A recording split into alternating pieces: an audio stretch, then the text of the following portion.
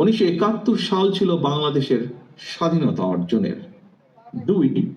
2024 সাল ছিল দেশ এবং জনগণের স্বাধীনতা রক্ষার।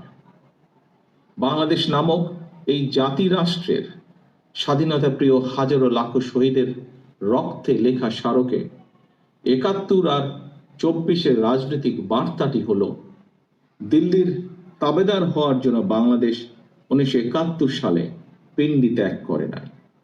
1975 সালের 7ই নভেম্বরের দেশের সিপাহী জনতাও এই বার্তাটি দিয়েছিল। গণতন্ত্রকামী জনগণের স্বাধীনতার বার্তা উপেক্ষা করে পতিত পলাতক স্বৈরাচার দীর্ঘ 1.5 দশক স্বাধীন বাংলাদেশকে তাবেদার রাষ্ট্রে পরিণত করেছিল। ভবিষ্যতে যাতে আর কেউ কখনো বাংলাদেশকে তাবেদার রাষ্ট্রে পরিণত করার দুঃসাহস না দেখায়, পরাজিত তাবেদার অপশক্তি তাদের দোসররা আর যেন মাথা ছাড়া দিয়ে উঠতে না পারে, সেটিই হোক বাংলাদেশের আজ এবং আগামী দিনের রাজনৈতিক বন্দোবস্ত।